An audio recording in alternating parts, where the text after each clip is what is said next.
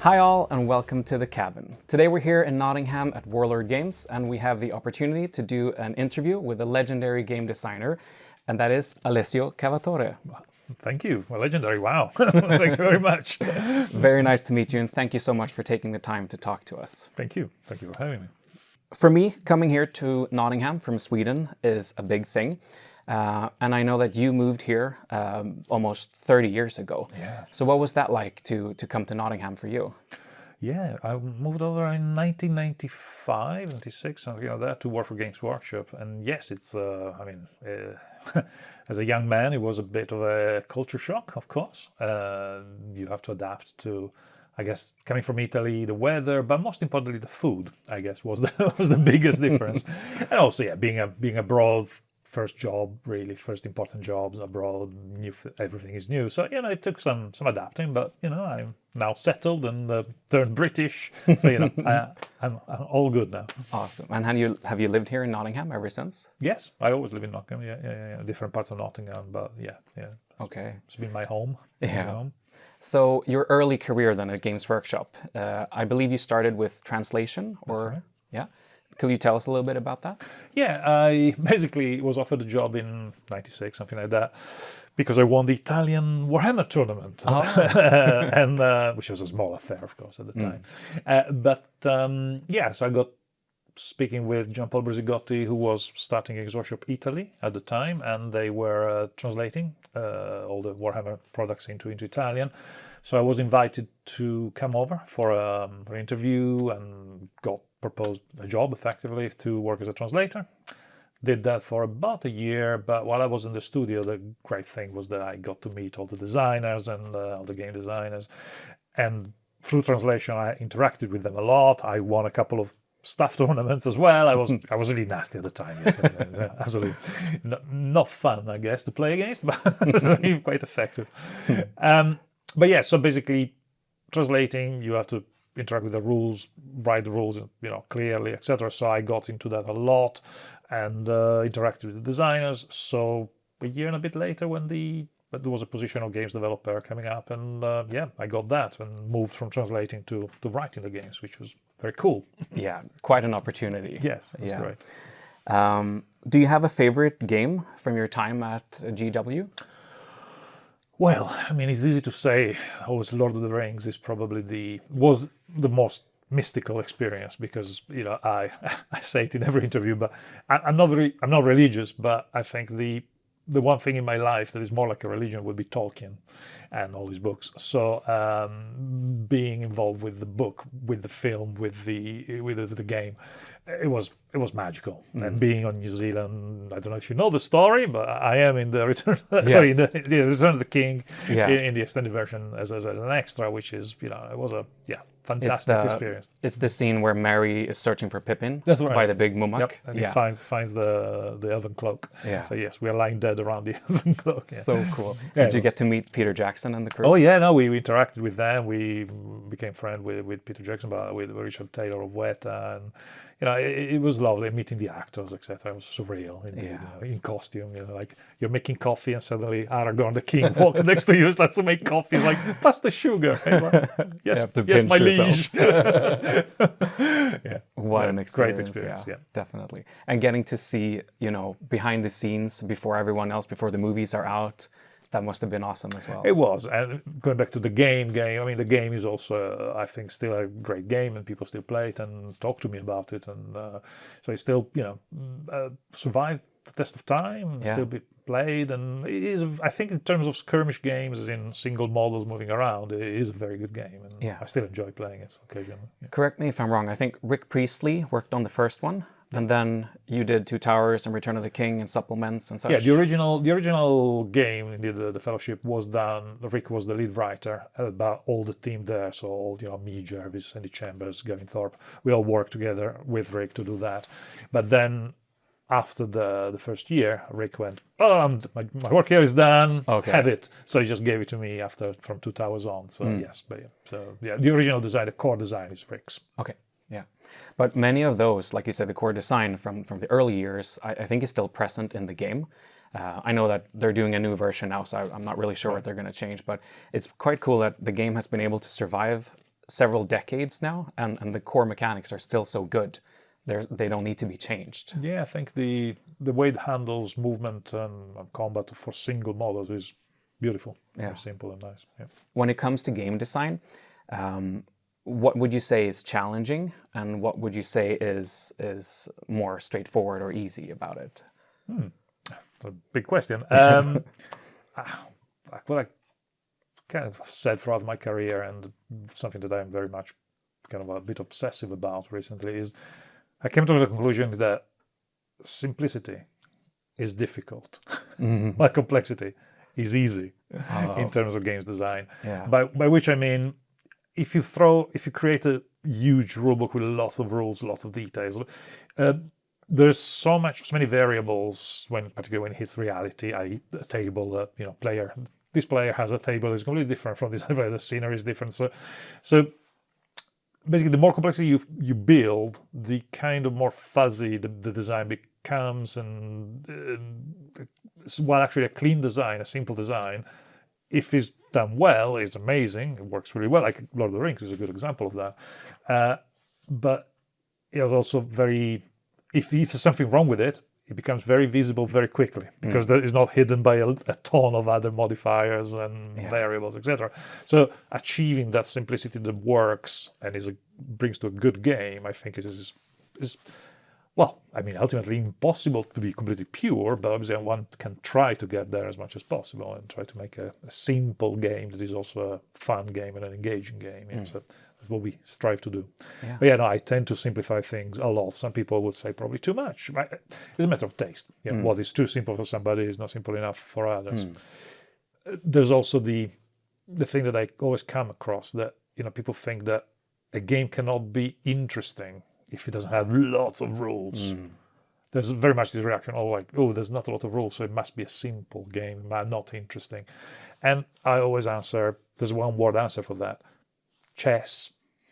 True. You're gonna go, is that not interesting as a game? How many rules does it have? So this equation between quantity of rules and interest of game, I don't think is true. But for quite a lot of people, they seem to have this impression, which I disagree with. Yeah, I could imagine too that it's mostly the veterans who've played for a very long time. They already know the basics. They want something more advanced. But I think it's important to think about all the coming generations. If you scare them away by everything being way too advanced, then we don't get any more blood into the community. So a balance is important. And advanced doesn't necessarily mean to me more rules. Exactly. That's the thing. It could be fewer rules, but a different challenge. So the quantity of rules for me, maybe because I'm old, and I cannot hold too many rules in my brain. Yeah. I definitely try to write, like you were saying, for the casual gamer, for the beginner, more these days than for the veteran. But the veteran will get what they want because games evolve and more is added to them, like new books, expansions, etc. So the complexity comes. It's kind of unavoidable, really. Yeah. And you could always add your own house rules as well when you're playing if you want to add a little special extra something. People do, absolutely. Yeah, we all do. Yes. Yeah. When I play with the Perry twins, the games we play are barely recognizable as the original games because there's so much, extra stuff made up on the spot, really. Do you play often with them? Oh yeah. Oh, well, quite often. Yeah. It's I'm lucky enough that sometimes I get to one of their campaigns when they do these historical campaigns, and it's amazing. Yes. Great terrain, great models and everything. Yeah, I've seen pictures of their house. They seem to have a lot of good setups there. Oh, yes. Oh, yes. Cool. So in 2010, you started River Horse, and I believe now you've just sold it to Mantic Games. That's right. So could you tell us about that experience of running your own company as opposed to working for another company? Yes, it's been very interesting. By nature, I'm not really suited to be a businessman. I found it took me 14 years to find out. As in, I started River Horse in 2010 when I left Games Workshop, and sold it in 2014. So 14 years of running your own company. I mean, it's a decent spell of time, and I've learned a lot. I mean, I'm glad I did because I've learned so much. Because before I was concentrating on games design, that was my job. And through running your own company, you learn, like production, sourcing in China, licensing, staff management. So management, there's so much other stuff that I've learned.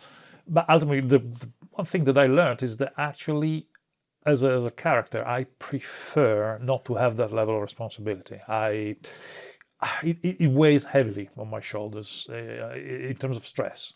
I always found that actually the part of the job that I enjoyed was writing the games, so designing the products, while the whole running the business, sales, shipping, logistics, I felt always was like a burden. And I always tried to, get other people to do it in River Horse, but ultimately as the owner and managing director, maybe control freak, maybe that's why I couldn't let go, but I always ended up doing a lot of that myself. And it was a bit heavy, to be honest. And so when with Ronnie, the boss of Mantic, we worked always together on several projects, and as joint ventures or suppliers and customers, it's a relationship. And when eventually we came to the, it would be simpler if you just bought River Horse. I was like, yes. So eventually we managed to make it work, and I have to say we were kind of surprised because we seem to have done a deal where we're both happy. Which is rare, right? Because we keep looking at each other going, one of us must have been deluded. How can we be both happy about the deal? I suppose we can. So now I am just a consultant with several companies, mostly Warlord and Mantic are to the main customers, but I have other customers as well, quite a few places around the world. And so I'm very busy, but it's funny, I'm almost busier on designing games for a lot of companies, but less stressed.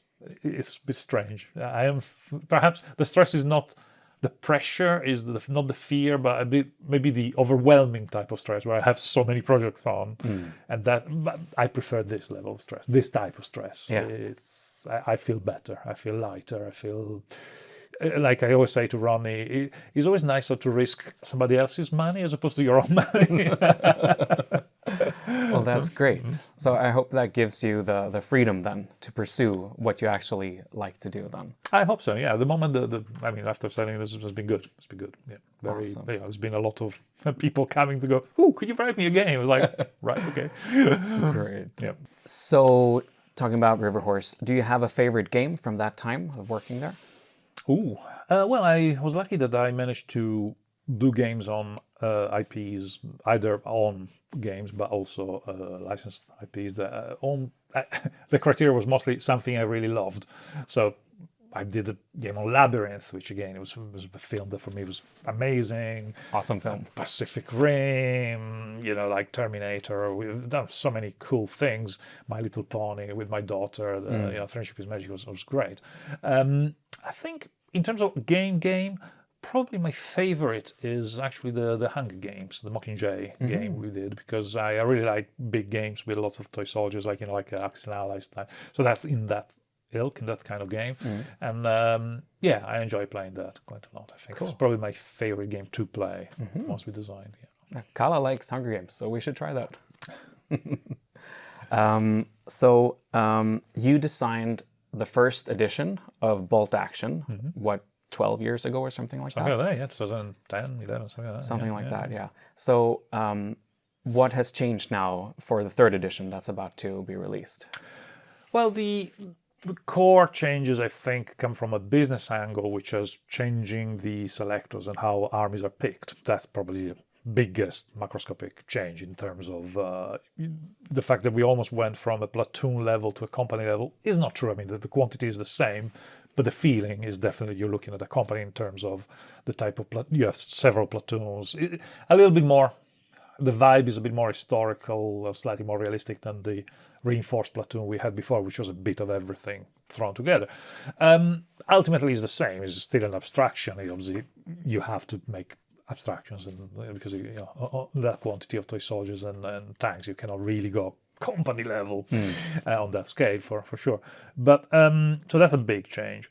In terms of rules, more like specifics, I think that the biggest thing is definitely for me was to take away some maths, because I found that there was like calculating the roll to hit.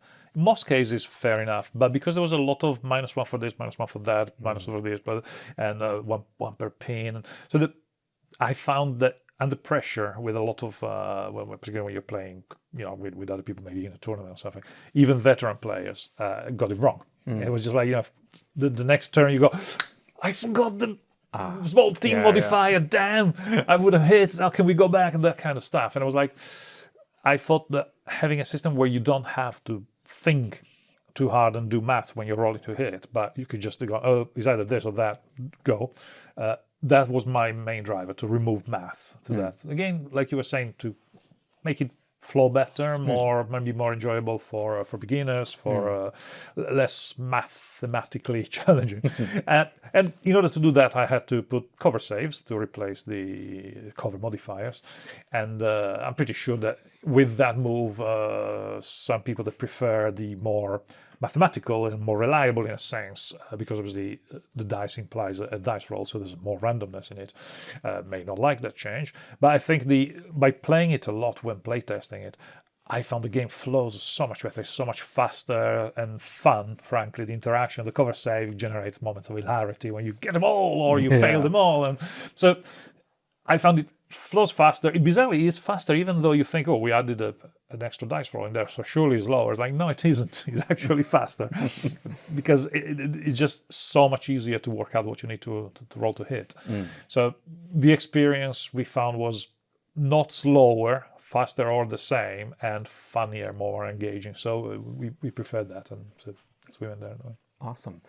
I'm coming from a perspective of having never played bolt action before, but I was given a demo a little while ago by Kieran downstairs. So from my perspective, I felt like one of the things that make it easier to get into was that I didn't have to know all the statistics for all my units directly.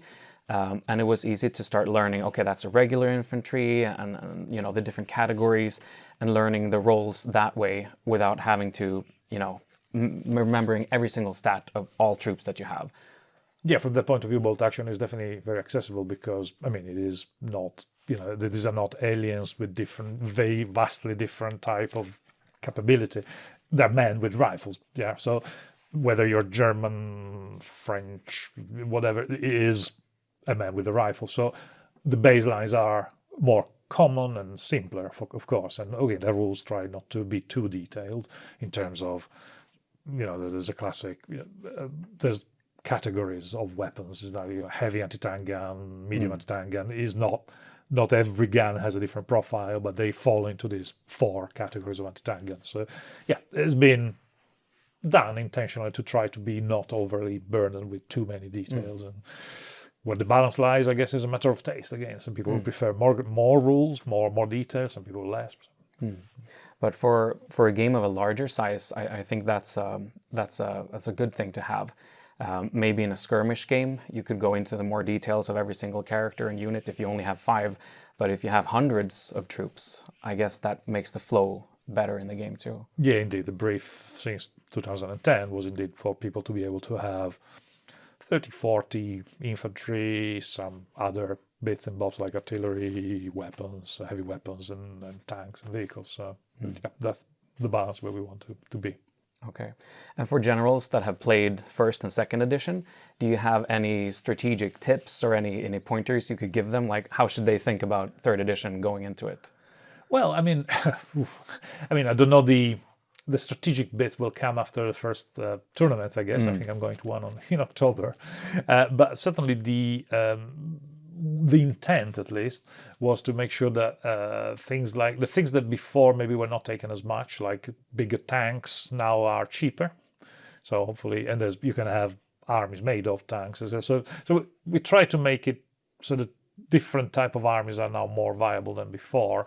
I don't think I can go, oh, then this is the best tactical choice. Certainly, close combat is less effective. We made sure one big difference is maybe the advice would be don't rely too much on your horde armies charging forward across the table, because they were a little too good, I think, in the previous editions. As in, it felt a bit like the huge amounts of men with sticks running at you was too effective. It was not very World War II. Now I think, because I think machine guns got more, the shooting in general got more lethal compared with close combat. Close combat been reined back a little bit. So yeah, rely less on close combat and more on shooting would be the simple advice. If you want. Yeah. Great.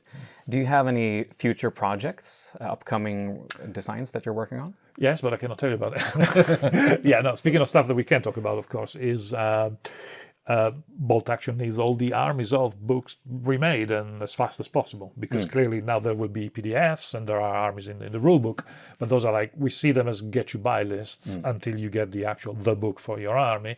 And of course, because all the other books now have been taken off the shelves, means that we need to replace them as soon as possible. So as far as Bolt Action, I have a very, very intense schedule of books that I'm working on right now, and going like, yeah, so we just finished Armies of Germany, it should come up very soon, and then Armies of the US and so on. So we'll try to do them as fast as possible, which is great, because you will get your book soonish, but obviously for us it's a lot of work at the moment to do all of that.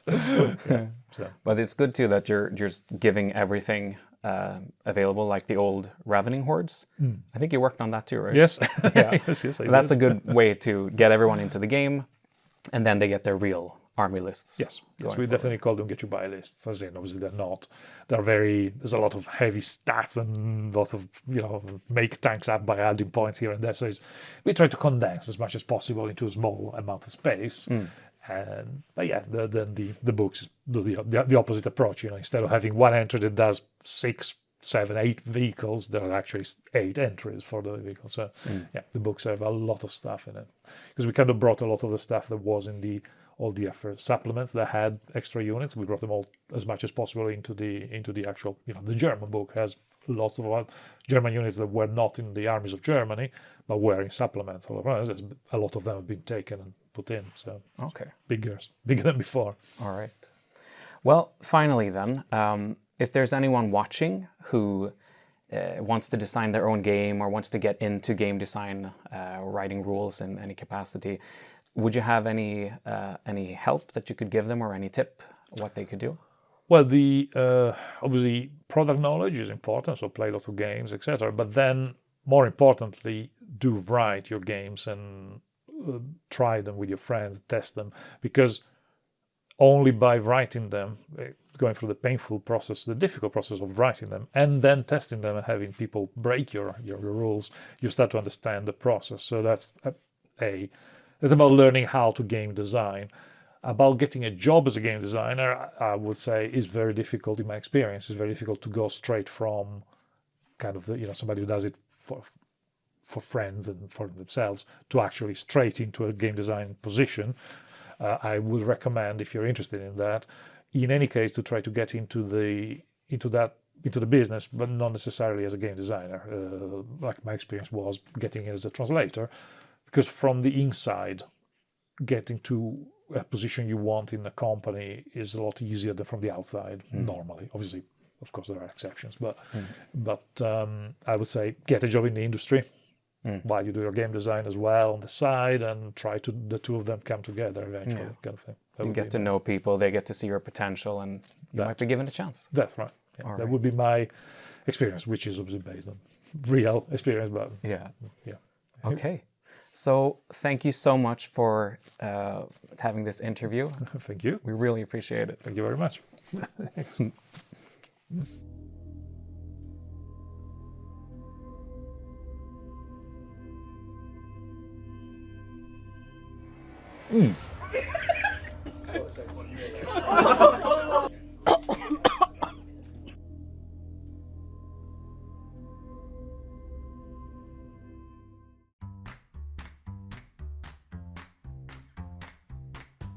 Today we're here in Nottingham at Warlord Games, and we have the fantastic opportunity to do an interview with one of the legends of game design. Sorry. What happened? All of a sudden I see the camera. Today we're here in Nottingham at Warlord Games, and we're gonna have an interview with a legend from what form? It just keeps moving away from your face because your hands. Stop moving your hands. Third time's a charm. Yeah. Sorry. I like to be called a legend multiple times. Multiple times. Hi everyone, and It's not me, I swear. I think you're moving the joystick, honey mine, with your thumb. Sorry. Okay. Okay. Like one of those cinema outtakes. Yeah, we'll put these at With the the end. actors kind of going. Okay. I swear to God, you're in center now. Yeah. I mean, it's okay. The most of the footage is gonna be you anyway. This is just, yeah. We need outtakes. Okay. Are you ready to go?